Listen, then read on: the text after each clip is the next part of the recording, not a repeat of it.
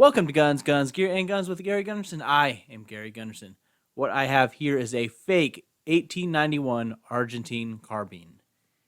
And here is a legitimate 1891/34 engineer carbine, which I am sure I will do a video about some point in the future.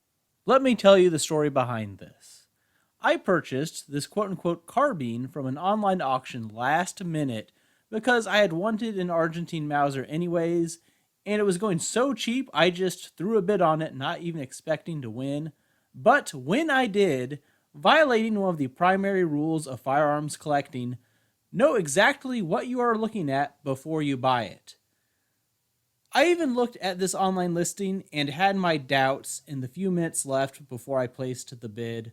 There were a few red flags that were thrown up, particularly the slightly swooped back bolt. Looks a little off for a military rifle. However, I did a quick internet image search of Argentine carbines, finding several other examples in this exact configuration. I also did a quick look for auctions and other online listings on places like Arms List and Gunbroker, finding more examples with the exact configuration and identifying it as a model 1891 Argentine Mauser carbine. Well, that checks out, I thought, so I ignored my doubts and bid away. Being the sort of person who wants to know more about my collection, I did more research after getting the rifle to try and determine year of manufacture, etc. At that point, I realized that the serial number did not fall in the range of the 1891 carbines. Ruh-roh.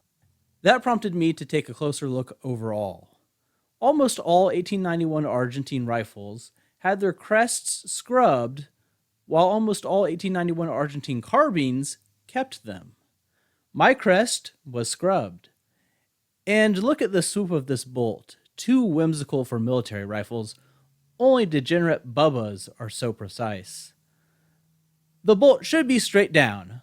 Mine obviously is not. And you can also see the difference in length between these two quote-unquote carbines when they are put side by side. But that is less evident if it's being pictured just by itself. And finally, the rear sight ladder was clearly longer than carbine sight ladders. This is similar to how you can tell if a Carcano carbine or Steyr M95 is cut down from a full-length rifle. I actually bought this fake carbine a while ago before I did the video on the Carcanos, so I can plead ignorance a little bit better than if it had been after. It is worth noting that on the 1891 Argentine Mausers, the rifle and carbines are marked the same on the receivers. The only real difference, apart from being physically different, is that carbines fall within certain serial number ranges.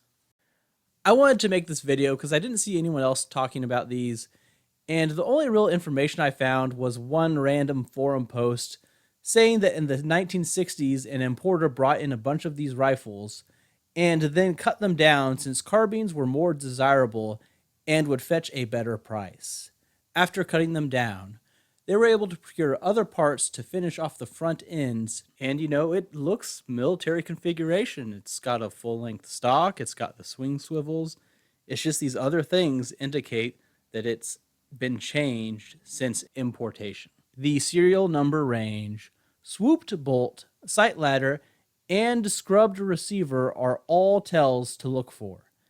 And look for them you should if you are in the market for an 1891 Argentine Mauser carbine, because even now you can find these on gunbroker auctions or other listings describing them as carbines.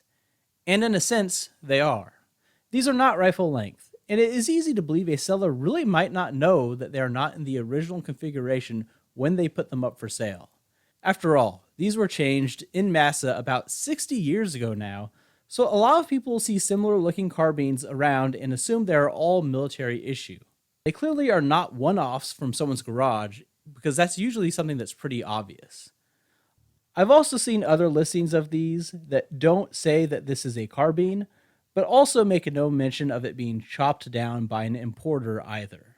I am guessing that they probably do realize what these are, and are just omitting that information. It's a real shame too, because this is pretty minty otherwise. As always, caveat emptor, buyer beware, and know what you're looking at before you bid, Do your research, read some books, and you can avoid a similar headache. Anyways, let me know if you've seen these Argentine faux carbines around or have one and did not realize it was actually fake. Are there other rifles out there that were imported and then changed in massa like these that you are aware of? If so, please let me know in the comments.